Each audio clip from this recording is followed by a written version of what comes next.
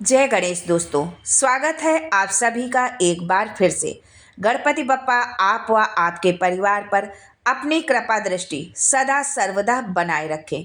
दोस्तों, यदि आप अपने लाइफ में नया कुछ सीखना चाहते हैं तो चैनल को सब्सक्राइब जरूर करिएगा। दोस्तों, यदि आप दिल से शंकर को रिझा रहे हैं तो वो अवश्य आपको अपने पास बुलाएंगे, अवश्य आपके सारे कष्ट हरेंगे, पर पुकार आपकी दिल से हो। रामचरितमानस में तुलसीदास जी ने लिखा है कि जाकर जेहि पर सत्य सनेहु, ते तिन ताहि मिलब न कछु संदेहु। आप एक बार मेरे बाबा को दिल से तो बुलाओ, वो नंगे पैर आपके लिए दौड़ कर आएगा। मेरा औघड़दानी आप पर सब कुछ लुटा देगा। बस जरूरत है कि आप अपनी डोर उससे जोड़ दो, और जो उससे जुड़ गया उसे ये संसार क्या तोड़ पाएगा, उसे ये क्या छोड़ पाएगा। जिसको मेरे औघड़दानी ने जिसका हाथ पकड़ लिया उसको क्या कोई छोड़ेगा। जिसने अपनी डोर बाबा से, मेरे त्रिकालदर्शी औघड़दानी से जोड़ दिया, उसके रोग बीमारी दुख तकलीफ सब दूर होंगे। मेरे पूज्य गुरुदेव पंडित प्रदीप मिश्रा जी को सत सत नमन, जिन्होंने अपनी कथा के माध्यम से मुझे शिव तत्व से जोड़ दिया। पुनः गुरुदेव को कोटि कोटि नमन। दोस्तों, गुरुदेव की कथा से ही बहुत कुछ सीखा है और उसी सीख को, उन्हीं उपायों को आप लोगों से साझा कर रही हूँ। यदि आप अपने जीवन में दुखों के अंधकार से घिर गए हैं, असफलता आपका पीछा नहीं छोड़ रही है, तो मेरे त्रिकालदर्शी औघड़दानी को बस एक लोटा जल चढ़ाइए। एक लोटा जल, सब समस्या का हल। यदि जानकारी अच्छी लगे तो वीडियो को लाइक करिएगा, दोस्तों को शेयर कर दीजिएगा, और अगर आपने अभी तक चैनल को सब्सक्राइब नहीं किया है तो चैनल को सब्सक्राइब करके बेल आइकन जरूर दबाइएगा।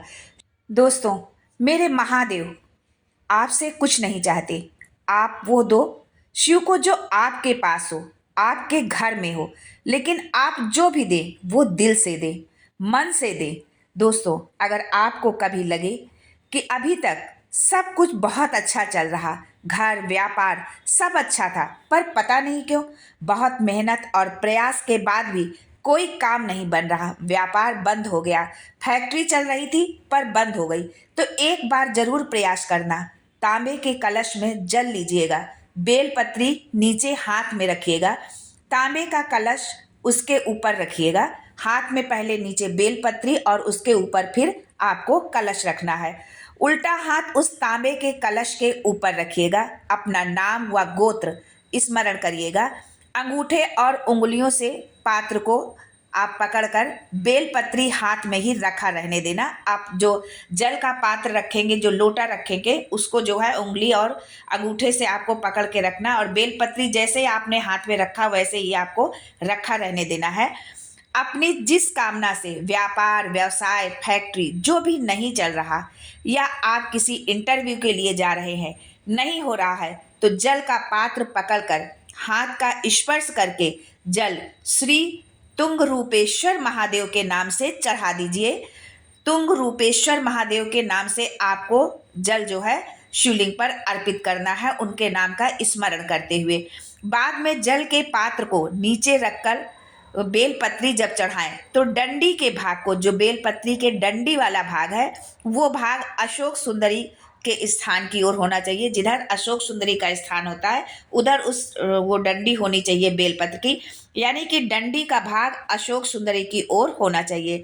झोली फैलाकर बाबा को प्रणाम करें, बाबा से निवेदन करके आए। 3 से 4 दिन लगेंगे।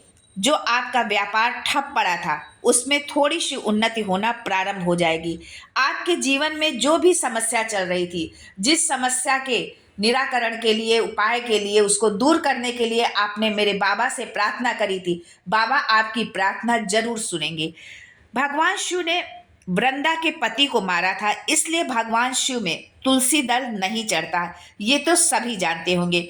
पर एक दिन ऐसा है जब भगवान शिव पर तुलसी और नारायण पर बेलपत्र अर्पित की जाती है। केवल वर्ष में एक दिन बैकुंठ चतुर्दशी का दिन ऐसा होता है, रात्रि को 12 बजे से सुबह 4 बजे के बीच में भगवान शंकर को तुलसी और ठाकुर जी को बेलपत्र समर्पित होती है। ये दिन सिर्फ वर्ष में एक बार आता है, बैकुंठ चतुर्दशी का दिन, जिसमें कि भगवान शंकर को तुलसी दल और ठाकुर जी को बेलपत्री समर्पित की जाती है। और वो समय होता है रात्रि के 12 बजे से लेके 4 बजे के बीच का समय होता है जब ये समर्पित किया जाता है। उस बेलपत्र और तुलसी को उठाकर शहद की शीशी में रख लीजिए। शहद की शीशी में रखकर जो बच्चा पढ़ने में कमजोर हो, बुद्धि में कमजोर हो, या चंचल वृत्ति का हो, या मन पढ़ाई में उसका स्थिर ना हो रहा हो, उसको 1 महीने तक वो शहद आप चटाइए।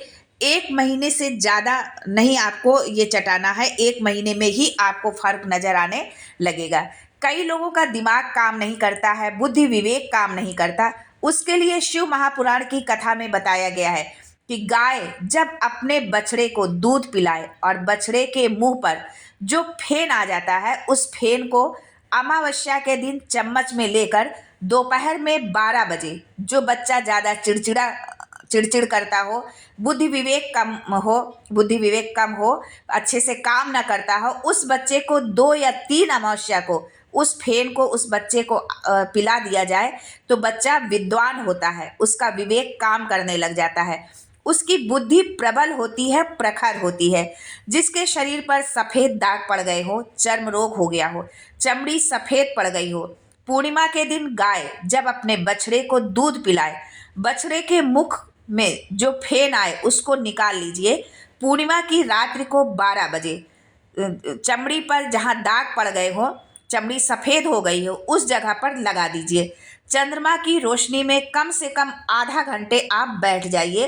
बैठने के बाद में फिर स्नान कर लीजिए। 2 या 3 पूर्णिमा उस फेन का प्रयोग करके देखिए, चमड़ी अपने असली रंग में आना प्रारंभ हो जाती है।